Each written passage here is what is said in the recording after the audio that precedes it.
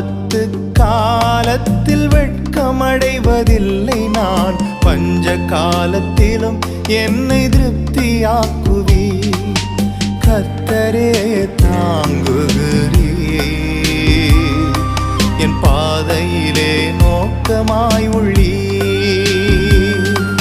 என் வழிகள் ஒன்றும் பிசகுவதில்லை, என் அடியை உறுதிப்படுத்துகிறீர்.